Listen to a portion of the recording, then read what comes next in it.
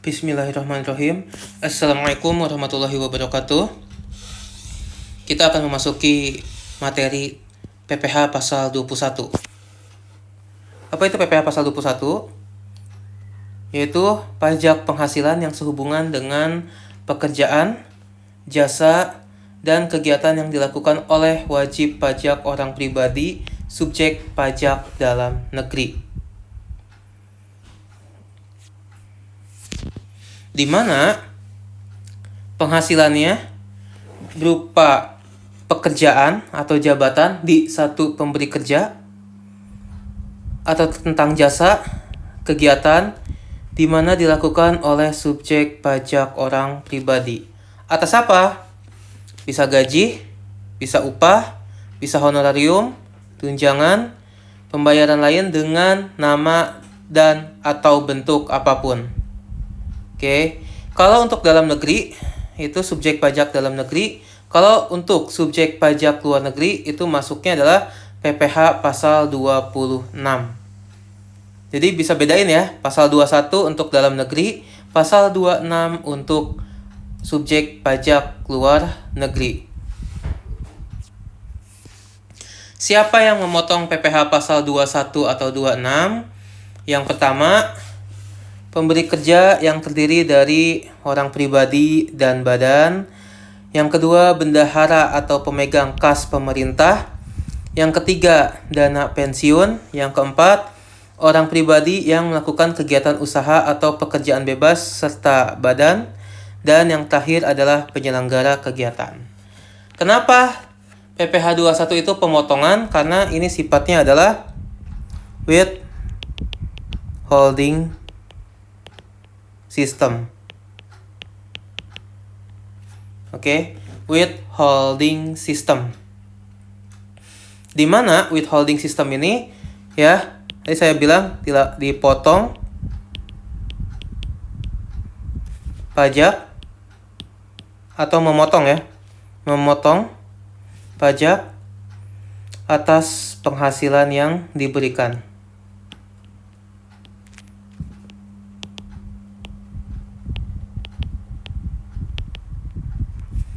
Oke, misal A, ya Tuan A dapat penghasilan katakanlah 10 juta rupiah oleh si pemberi kerjanya adalah PT XYZ. Maka PT XYZ ini akan memotong penghasilan Tuan A yang sebesar 10 juta ini. Oke, sehingga Tuan A tidak akan dapat bersih 10 juta. Pajaknya berapa? Sesuai dengan nanti tarifnya. Ya, seperti yang pernah kita bahas di PPh umum, tarif pajak untuk orang pribadi. Oke, jadi PPh pasal 17. Nanti ada di salindia berikutnya. Yang tidak termasuk pemberi kerja sebagai pemotong, yaitu kantor perwakilan negara asing, organisasi internasional yang ditetapkan Menteri Keuangan, cabang internasional yang ada kantornya di Indonesia. Pemberi kerja orang pribadi yang tidak melakukan kegiatan usaha atau pekerjaan bebas, yang semata-mata mempekerjakan orang pribadi untuk melakukan pekerjaan rumah tangga atau pekerjaan bukan dalam rangka melakukan kegiatan usaha atau pekerjaan bebas. Ya, yang tidak melakukan kegiatan usaha atau pekerjaan bebas. Makanya karyawan tersebut tidak akan dipotong pajak, termasuk ya asisten rumah tangga.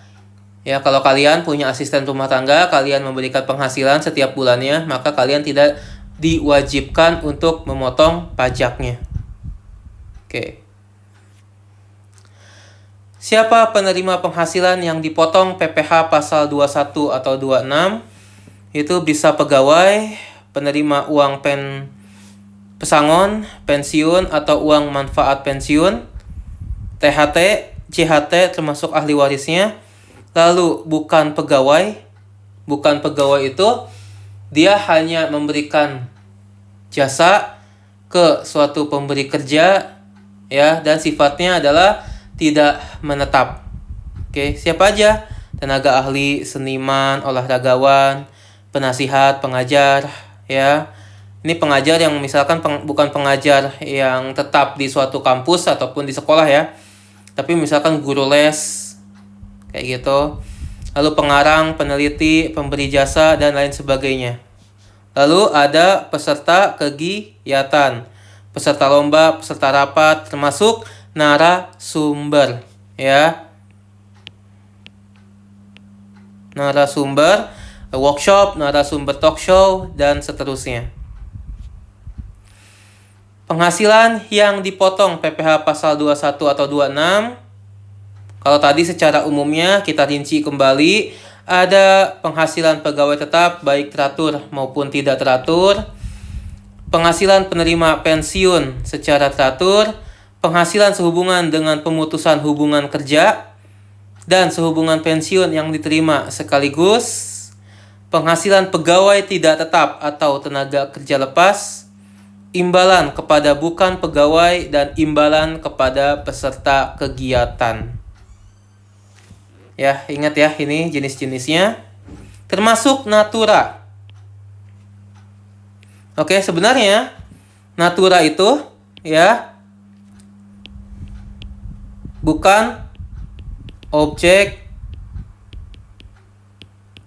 Kalau kalian dapat natura, maka sebenarnya tidak dikenain pajak. Apa itu natura? Ya, penghasilan atas kenikmatan secara langsung.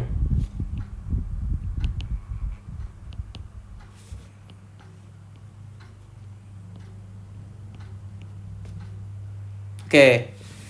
Penghasilan atas kenikmatan secara langsung.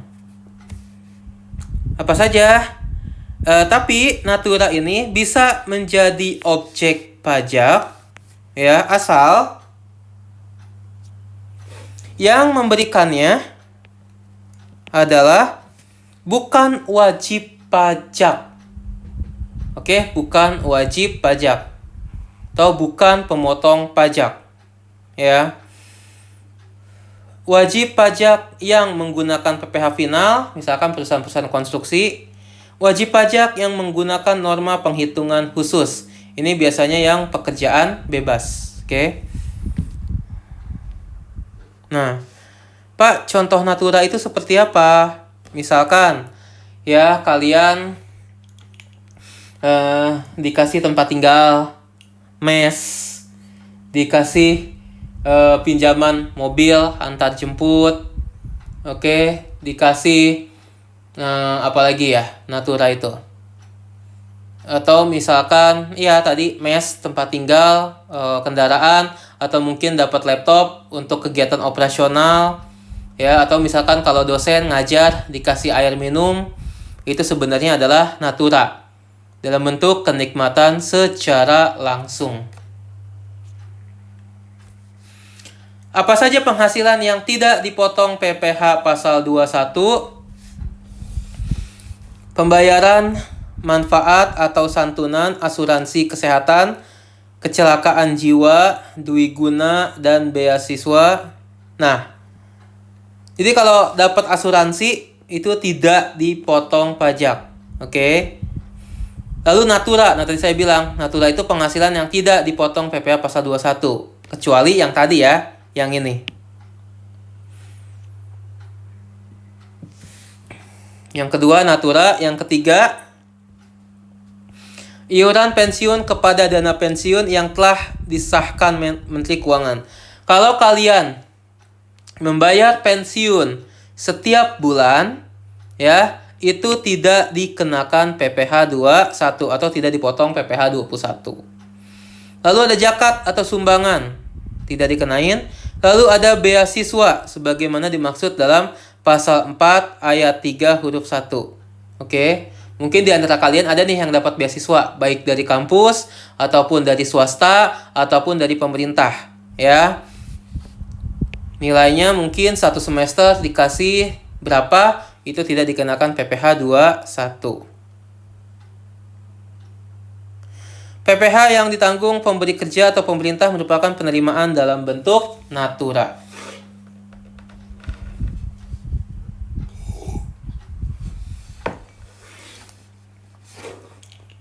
Dasar pengenaan dan pemotongan.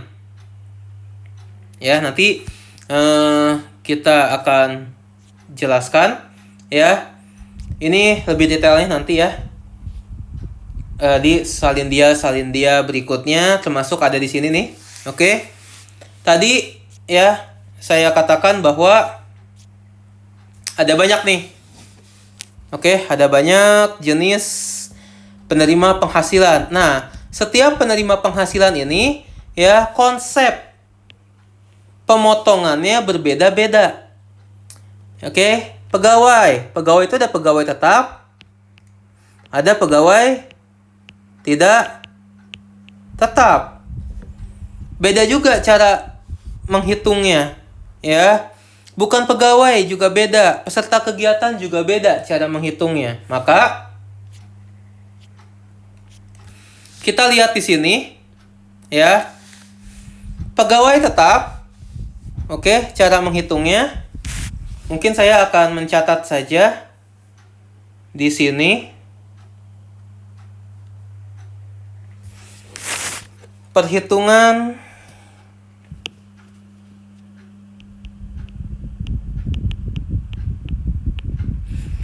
ya, PPh 21 pegawai tetap. Oke. Pertama, itu adalah kita masukkan dulu seluruh penghasilan. Ada apa saja? Bisa dari gaji tetap atau gaji pokok. Ya, tunjangan-tunjangan.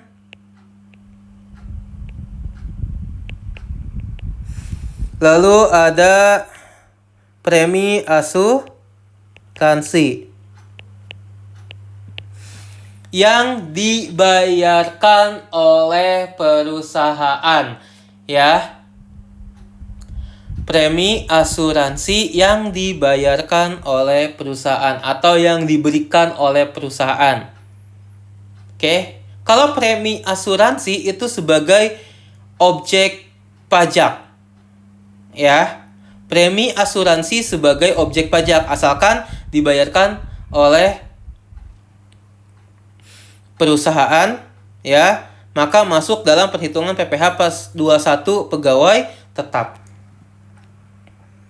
Kita masukin angkanya gitu ya.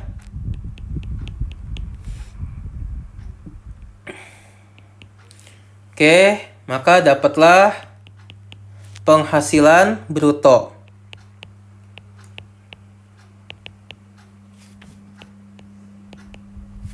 Oke.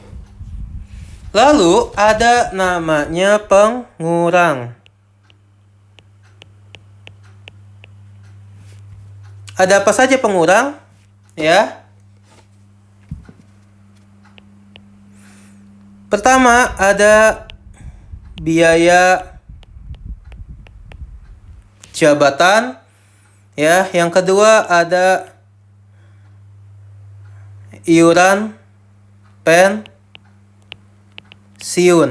Ini iuran pensiunnya adalah yang dibayarkan sendiri oleh si karyawan. Ya, iuran pensiun yang dibayarkan sendiri oleh si karyawan, ya, yang ditanggung oleh si karyawan maksudnya. Oke. Iuran pensiun atau juga bisa JHT atau jaminan hari tua. Kita jumlahkan, ya, ini sebagai pengurang. Tadi saya bilang. Oke. Penghasilan bruto dikurangi dengan pengurang, ya, maka akan dapat penghasilan neto sebulan.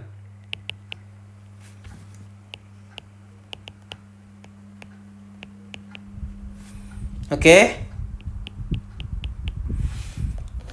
Ya, lalu nanti kita akan kurangi dengan PTKP. Karena PTKP sifatnya adalah 1 tahun, ya. PTKP itu teman-teman, penghasilan tidak kena pajak, itu sifatnya 1 tahun. Maka penghasilan neto sebulan ini kita kalikan 12. Penghasilan neto setahun. Berarti yang ini nanti akan dikali 12.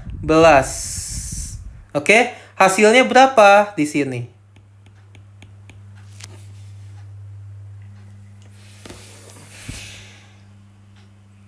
Oke, ini adalah penghasilan neto setahun. Lalu, kita kurangi dengan PTKP. Kalian sudah tahu lah ya, di PPh umum sudah kita pelajari tentang PTKP.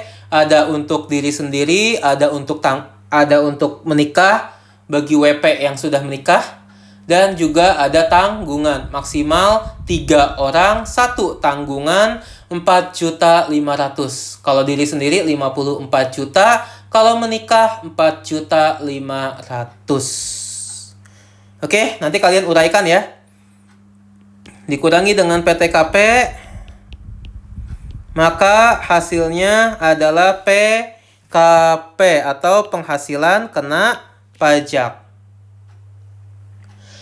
Kalau hasil penghasilan kena pajaknya dalam bentuk recehan, misalnya nih ya, penghasilan kena pajaknya adalah 8.782.365.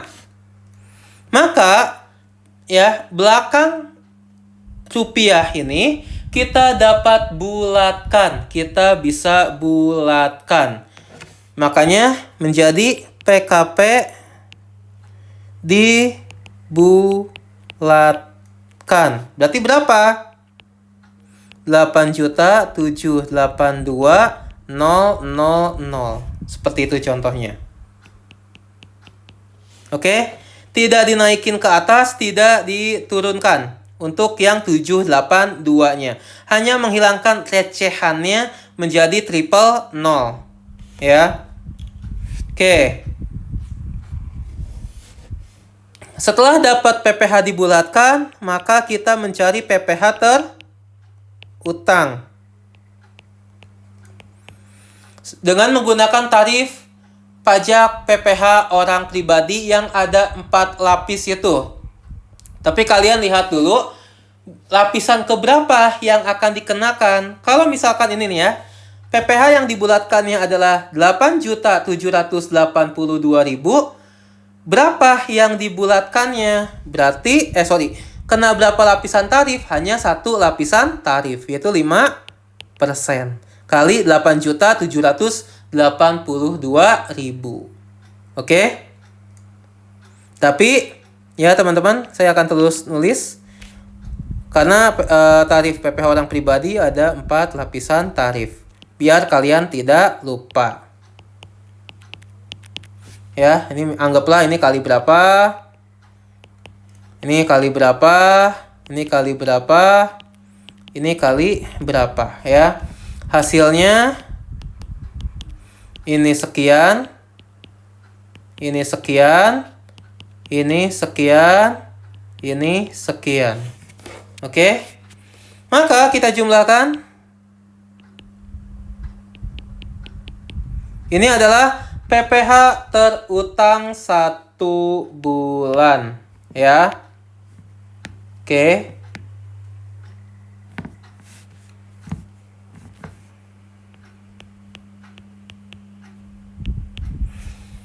Karena penghasilan karyawan itu kan tiap bulan, teman-teman. Oke, Januari gajinya sekian, Februari dapat gaji, Maret dapat gaji, April dapat gaji. Maka setiap bulan ini kita kenakan pajak. Ini PPh terutang setahun ya. Ini PPh terutang 1 tahun.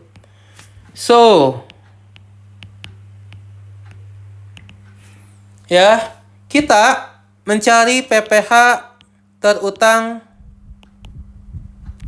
1 bulan. Angka ini ya kita bagi 12 bulan. Hasilnya adalah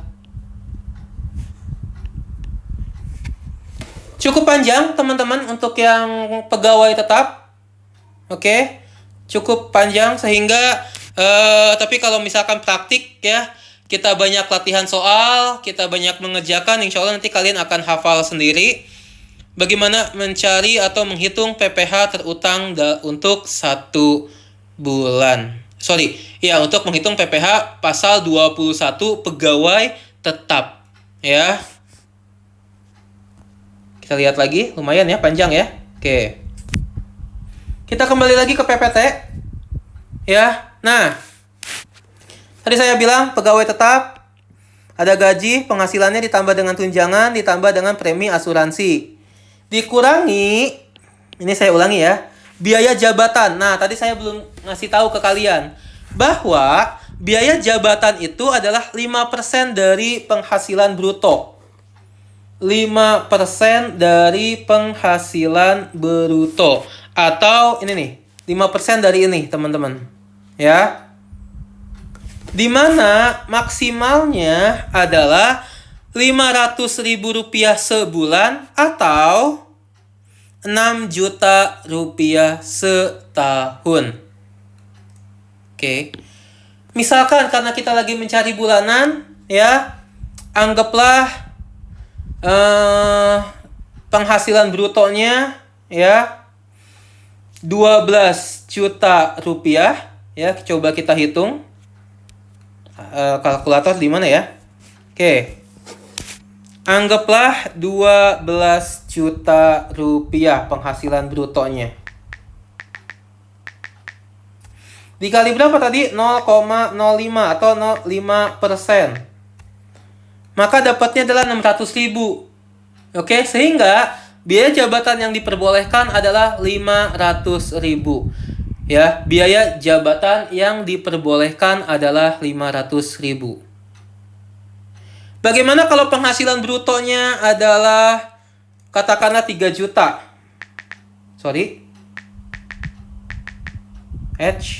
Kok malah ngilang?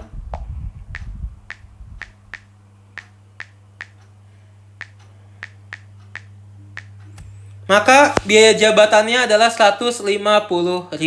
Yaudah, yang dipakai adalah 150.000. Pak, biaya jabatan itu apa? Fasilitas untuk pegawai tetap. Karena pegawai tetap, ya, pasti ada jenjang jabatannya. Ada jenjang posisi. Ya, ini fasilitas dari perpajakan untuk mengurangi, ya, penghasilan yang akan dikenakan pajak. Oke. Ini pegawai tetap ya. Lalu bagaimana penerima pensiun? Oke, bagaimana masih pegawai tetap, tadi penghasilan dikurangi dengan biaya jabatan, iuran pensiun, ya, dapatlah penghasilan neto setahun yang disetahunkan, dikurangi dengan PTKP, dapatlah penghasilan kena pajak, baru dikalikan tarif pasal 17. Tadi uraiannya sudah dijabarin ya. Lalu bagaimana kalau penerima pensiun secara berkala atau setiap bulan? Misalkan orang tua kalian sudah pensiun, dapat uang pensiun setiap bulannya, maka hitungan pajaknya seperti ini. Ya. Dimana uang pensiunnya berapa? Sudah tidak ada lagi tunjangan, sudah tidak ada lagi premi asuransi, dikurangi dengan biaya pensiun. Nah, biaya pensiun 5% dari penghasilan pensiunnya atau penghasilan bruto. Maksimalnya 2.400.000 atau Rp200.000 per bulan. 2.400.000 per tahun atau 200.000 sebulan. Beda ya dengan yang masih bekerja. Oke. Ke bawahnya sama. Ini adalah format perhitungan PPh 21 tahap pertama atau bagian pertama untuk pegawai tetap dan penerima pensiun secara berkala. Lalu teman-teman, apa bedanya iuran pensiun dan premi asuransi? Ya, Hati-hati jangan sampai kejebak. Premi asuransi dikatakan sebagai penambah penghasilan kalau dibayarkan oleh si pemberi kerja. Karena iuran premi asuransi itu adalah objek pajak. Ya.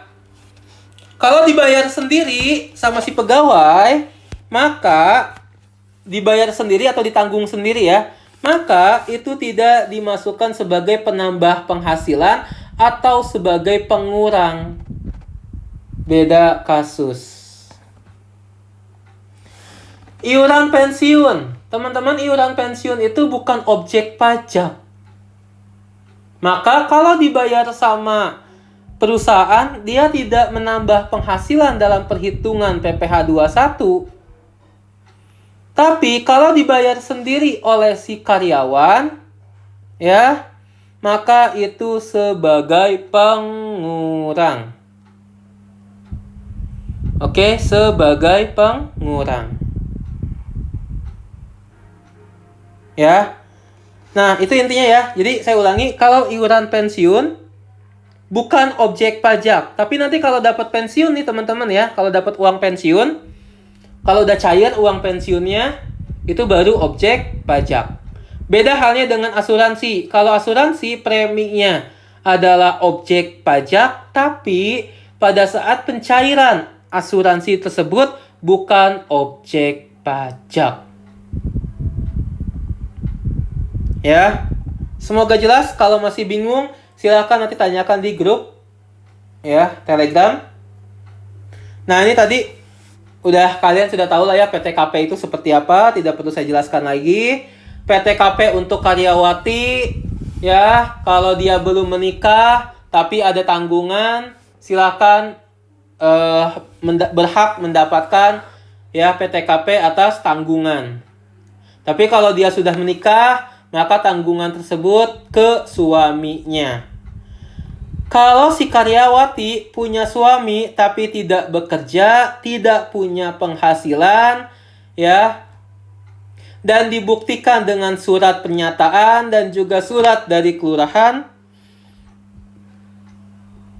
maka si karyawati tersebut berhak mendapatkan PTKP atas kawin dan PTKP atas tanggungan. Ini tarif PPh yang sudah tadi saya jelaskan. Oke. Bagaimana PPh 21 pegawai tetap untuk masa pajak ya, setiap masa pajak dan masa pajak terakhir. Kalau setiap masa pajak itu harus dikalikan 12 bulan. Ya. Tadi Januari dikalikan nanti 12 bulan. Tadi yang saya bilang ya, ketika menyusun perhitungan, Februari juga sama dikalikan 12. Maret juga sama dikalikan 12. Tapi kalau masa pajak terakhir ya, yaitu di bulan Desember, biasanya pada bulan Desember itu umumnya kita langsung menghitung keseluruhan penghasilan 1 tahun. Januari ditambah Februari, ditambah Maret, ditambah April, ditambah Mei, sampai ditambah dengan Desember. Oke? Lalu nanti kita akan dapat nih PPh 1 tahun. Nah, PPh 1 tahun dikurangilah dengan PPh yang sudah dibayar dari Januari sampai November. Sisanya itu adalah yang harus dibayar PPh-nya pada bulan Desember. Oke? Jadi teman-teman, kalau akhir periode atau masa pajak terakhir, ya, tidak perlu dikali 12, tapi penghasilannya dikumulatifkan dari Januari sampai dengan Desember. Lalu dicari pajak 1 tahun dikurangi dengan pajak yang sudah dibayar dari Januari sampai dengan November. Sisanya itu adalah pajak yang mesti dibayar pada bulan Desember. Oke. Lalu bagaimana masa perolehan penghasilan kurang dari 12 bulan? Misalkan nih, kalian baru lulus. Misalkan lulusnya bulan Februari. Ngelamar kerja, dapatlah kerja di bulan April. Gaji pertama kalian di bulan Mei. Artinya secara hitungan kalian tidak bekerja di perusahaan tersebut 1 tahun dong. Enggak dong. Karena kan kalian baru mulai bekerja di bulan Mei. Berarti berapa bulan tuh? Mei ke Desember. Mei, Juni, Juli, Agustus, September, Oktober, November, Desember. Berarti 8 bulan. Ya, berarti kalian bekerja ya baru 8 bulan. Oke. Maka yang baru bekerja di pertengahan bulan ada yang tetap disetahunkan. Walaupun kalian bekerja, walaupun si wajib pajak baru bekerja bulan Mei, tetap penghasilannya disetahunkan atau dikali dengan 12 bulan. Untuk siapa? Untuk yang WPOP dalam negeri meninggal dunia. Orang asing yang mulai bekerja di Indonesia pertengahan tahun. Atau karyawan yang pindah cabang. Lalu yang tidak disetahunkan bagaimana? Yang tidak disetahunkan itu adalah nih kalian nih. Baru bekerja di pertengahan tahun karena kalian kan dalam negeri ya.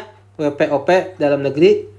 Atau WPOP dalam negeri yang pindah kerja ke pemberi kerja lain. Oke. Ya. Itu teman-teman.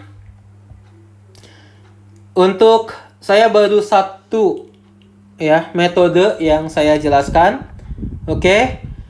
Terima kasih. Assalamualaikum warahmatullahi wabarakatuh.